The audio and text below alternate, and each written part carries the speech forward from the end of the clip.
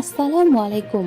আজকের সর্বশেষ সংবাদ জানাবো আমি নুসরাত। প্রথমেই জানিয়ে দেব সংবাদ শিরোনাম। ইনসাফ প্রতিষ্ঠার নামে দেশে ধোঁকাবাজি চলছে বললেন চরমোনাই পীর। নির্বাচন বাধাগ্রস্ত করতে একটি পক্ষ উঠে পড়ে লেগেছে বললেন তারেক রহমান। নারায়ণগঞ্জে প্যারোলে মুক্তি পেয়ে মায়ের জানাজায় আওয়ামী লীগ কর্মী। হিন্দু মুসলিম ভাই ভাই স্লোগানে বিএনপিতে যোগ দিলেন 4 শতাধিক সনাতন ধর্মাবলম্বী। সর্বশেষ জানাবো 17 বছরের অত্যাচারের নতুন রূপ দেখেছি গত 16 মাসে বললেন আসিফ মাহমুদ। শিরোনাম শুনলেন, এবারে বিস্তারিত। ইনসাফ প্রতিষ্ঠার নামে দেশে ধোঁকাবাজি চলছে বললেন চরমোনাই পীর। ইসলামী আন্দোলন বাংলাদেশের আমির সৈয়দ মোহাম্মদ রেজাউল করিম বলেছেন, বর্তমানে দেশে ইনসাফ প্রতিষ্ঠার নামে ধোঁকাবাজি চলছে। যে নিয়ম নীতি চালুর চেষ্টা করা হচ্ছে তা মূলত যুক্তরাষ্ট্রের নীতির অনুসরণে পরিচালিত হচ্ছে বলে মন্তব্য করেন তিনি।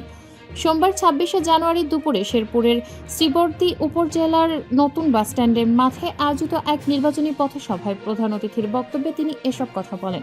সৈয়দ মোহাম্মদ রেজাউল করিম বলেন, যে নীতিমালা এখন চালুর চেষ্টা হচ্ছে তা আমেরিকার নীতির অনুকরণে। এসব নীতির মাধ্যমে বাংলাদেশে প্রকৃত ইনসাফ প্রতিষ্ঠা কখনোই সম্ভব নয়। তিনি বলেন, ইসলাম ভিত্তিক ন্যায় বিচার ছাড়া দেশের শান্তি ও সুবিচার প্রতিষ্ঠা করা যাবে না। 2024 সালের 5 আগস্টের প্রসঙ্গ টেনে চরমোনাই পীর বলেন, সেই সময় দেশে যে ইসলামী পরিবেশ সৃষ্টি হয়েছিল আমি সেটাকে ইসলামের একটি বাক্স হিসেবে দেখেছিলাম, কিন্তু এখন সেই বাক্সটি ছিনতাই হয়ে গেছে। তিনি আরো বলেন, আমরা যে উদ্দেশ্যে একসঙ্গে হয়েছিলাম সেই উদ্দেশ্য আর অবশিষ্ট নেই। গণঅভ্যুত্থানের পর দেশের রাজনৈতিক পরিস্থিতি তুলে ধরে তিনি বলেন, সেই সময় মানুষের মধ্যে ন্যায় ও ইসলামী আদর্শ প্রতিষ্ঠার ব্যাপক প্রত্যাশা তৈরি হয়েছিল, কিন্তু সময়ের সঙ্গে সঙ্গে সেই প্রত্যাশা ভেঙে গেছে। তিনি অভিযোগ করেন, জনগণের সেই আশা আকাঙ্ক্ষাকে ব্যবহার করে ভিন্ন পথে ভিন্ন রাজনীতি পরিচালিত হচ্ছে। নির্বাচন বাধাগ্রস্ত করতে একটি পক্ষ উঠে পড়ে লেগেছে বললেন তারেক রহমান। বিএনপি চেয়ারম্যান তারেক রহমান বলেছেন, নির্বাচন বাধাগ্রস্ত করতে একটি পক্ষ পরিকল্পিতভাবে উঠে পড়ে লেগেছে। এ সময় তিনি ভোটারদের সতর্ক ও সচেতন থাকার আহ্বান জানান। সোমবার 26শে জানুয়ারি বিকেলে নোয়াখালীর হাতিয়াদ্বীপ সরকারি কলেজ মাঠে বিএনপি আয়োজিত নির্বাচনী জনসভায় ভার্চুয়ালি যুক্ত হয়ে তিনি এসব কথা বলেন। তারেক রহমান বলেন, আপনারা তাহাজ্জুদ পড়ে ফজরের নামাজ ভোট কেন্দ্রে গিয়ে পড়বেন, ভোটের হিসাব করাই গণ্ডায় বুঝে নেবেন। তিনি বলেন, জনগণের ভোটাধিকার রক্ষায় সবাইকে সজাগ থাকতে হবে। বিএনপি চেয়ারম্যান বলেন, বিএনপি ক্ষমতায় গেলে নোয়াখালীর হাতিয়া উপজেলার প্রধান সমস্যা নদী ভাঙন বন্ধে কার্যকর ব্যবস্থা নেওয়া হবে। টেকসই বেড়িবাঁধ ও ব্লক বাঁধ নির্মাণের মাধ্যমে নদী ভাঙন রোধের পাশাপাশি এলাকার সৌন্দর্য বৃদ্ধি করা হবে। তিনি আরো বলেন, আপনাদের সমস্যাগুলো আমি লিখে রেখেছি, 12 ফেব্রুয়ারি ধানের শীষকে জয়যুক্ত করুন। তারেক রহমান বলেন, ভোটের পর আমি আপনাদের দেখতে আসব, তখন একসঙ্গে বসে কথা বলবো। বিএনপি জনগণের দল, বিএনপি ক্ষমতায় গেলে দেশের প্রকৃত ক্ষমতার মালিক হবে জনগণ। মা ও নারীদের উদ্দেশ্যে তিনি বলেন, আপনারা দেশের উন্নয়নের গর্বিত অংশীদার। আপনাদের সুবিধার্থে ফ্যামিলি কার্ড, স্বাস্থ্য কার্ড সহ নানা সামাজিক নিরাপত্তা কর্মসূচি চালু করা হবে। নোয়াখালী 6 আসনে বিএনপির প্রার্থী মোহাম্মদ মাহবুবুর রহমান শামীমকে পরিচয় করিয়ে দিয়ে তারেক রহমান বলেন, আপনারা তাকে ভোট দিন, আপনাদের উন্নয়নের দায়িত্ব আমরা নেব ইনশাল্লাহ। নারায়ণগঞ্জে প্যারোলে মুক্তি পেয়ে মায়ের জানাজায় আওয়ামী লীগ কর্মী। নারায়ণগঞ্জের ফতুল্লায় প্যারোলে মুক্তি পেয়ে মায়ের জানাজা ও দাফনে অংশ নিয়েছেন আরিফ মাহমুদ নামে আওয়ামী লীগের এক কর্মী। সোমবার 26শে জানুয়ারি বিকেল 3:30টায় তাকে জেলা কারাগার নিজ বাড়ি ফতুল্লার কোতালেরবাগ এলাকায় নিয়ে আসা হয়। আরিফ মাহমুদ কোতালেরবাগ এলাকার মৃত আব্দুর রব ও আমেনা বেগমের ছেলে। তিনি আওয়ামী লীগের কোনো পদে না থাকলেও সংগঠনটির সক্রিয় কর্মী বলে ভাষ্য পুলিশের। ফতুল্লা মডেল থানার পরিদর্শক আনোয়ার হোসেন জানান, আরিফ মাহমুদ বৈষম্য বিরোধী ছাত্র আন্দোলনে হামলার মামলায় প্রায় 2 মাস আগে গ্রেপ্তার হয়ে নারায়ণগঞ্জ কারাগারে বন্দী রয়েছেন। সোমবার সকাল 8:30টায় তার মা আমেনা বেগম অসুস্থ হয়ে পড়লে নারায়ণগঞ্জ 300 শয্যা হাসপাতালে নিয়ে যায় পরিবারের লোকজন। সেখানে কর্তব্যরত চিকিৎসক তাকে মৃত ঘোষণা করেন। এরপর পরিবারের আবেদনে জেলা ম্যাজিস্ট্রেট মোহাম্মদ রায়হান কবির আরিফ মাহমুদকে 4 ঘন্টার জন্য প্যারোলে মুক্তি দিয়েছেন। জানাজা ও দাফন শেষে তাকে আবারও কারাগারে নিয়ে যাওয়া হয়। হিন্দু মুসলিম ভাই ভাই স্লোগানে বিএনপিতে যোগ দিলেন 4 শতাধিক সনাতন ধর্মাবলম্বী। চাঁদপুরের মতলব দক্ষিণ ও উপজেলার নারায়ণপুর পৌরসভার সারপার ও চারভাঙ্গা গ্রামে অন্তত 4 শতাধিক সনাতন ধর্মাবলম্বী বিএনপিতে যোগ দিয়েছেন বলে জানিয়েছেন সংগঠনটির নেতাকর্মীরা। সোমবার বিকেলে নারায়ণপুর পৌরসভার নারায়ণপুর ডিগ্রি কলেজ রোড সংলগ্ন মাঠে ধানের শীষের নির্বাচনী পথসভায় তারা দলে যোগদান করেন। এ সময় হিন্দু মুসলিম ভাই ভাই ধানের শীষে ভোট চাই স্লোগানে মুখরিত হয়ে ওঠে সভাস্থল।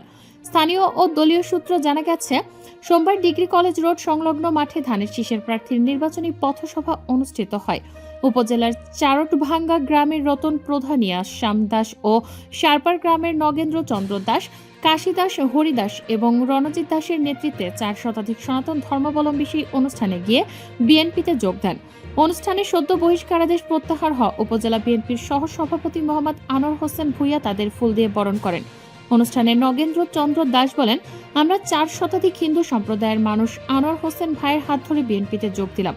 আমরা ওয়াদা দিচ্ছি শতভাগ ভোট ধানের শীষে দেব এবং প্রিয় নেতা বিএনপি চেয়ারম্যান তারেক রহমানের হাতকে শক্তিশালী করব। মতলব দক্ষিণ উপজেলা বিএনপির সহসভাপতি মোহাম্মদ আনোয়ার হোসেন ভূঁইয়া বলেন, আমার বহিষ্কারাদেশ প্রত্যাহার করায় দলের শীর্ষ নেতৃত্বের প্রতি কৃতজ্ঞতা জানাচ্ছি। ধর্ম বর্ণ নির্বিশেষে আমরা চাঁদপুর 2 আসনে ধানের শীষের প্রার্থী মোহাম্মদ জালাল উদ্দিনকে ধানের শীষে ভোট দিয়ে জয়যুক্ত করব।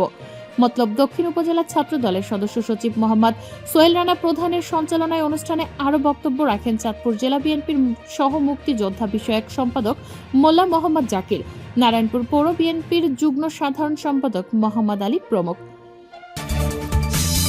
17 বছরের অত্যাচারের নতুন রূপ দেখেছি গত 16 মাসে, বললেন আসিফ মাহমুদ।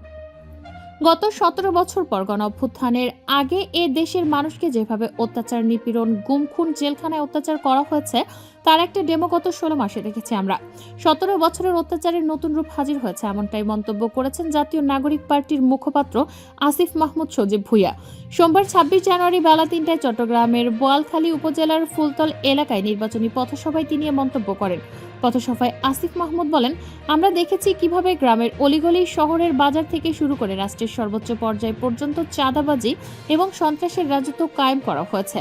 আমরা যদি এই চাঁদাবাজদের, এই সন্ত্রাসীদের আর না দেখতে চাই, তবে এবার ব্যালটে বিপ্লব করতে হবে। ভোটারদের উদ্দেশ্যে অন্তর্বর্তীকালীন সরকারের সাবেক এই উপদেষ্টা বলেন, ইতোমধ্যে 300 আসনে 11 দলীয় জোটের প্রার্থী ঘোষিত হয়েছে। আপনারা তাদের এই জাতির, এই দেশের মুক্তির প্রার্থী হিসেবে দেখবেন।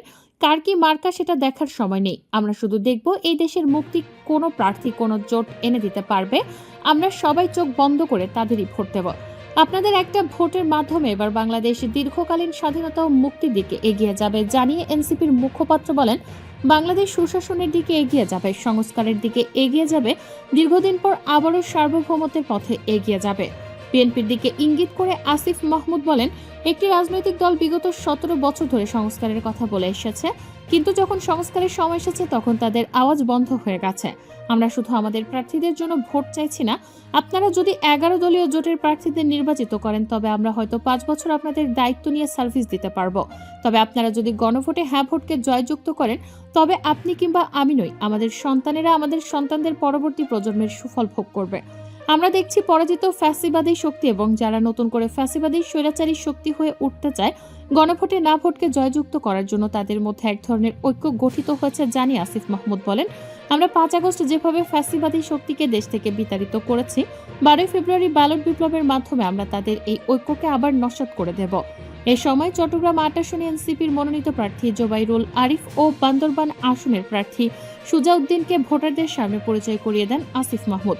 একই সঙ্গে ভোটদানে প্রার্থনা করেন তিনি।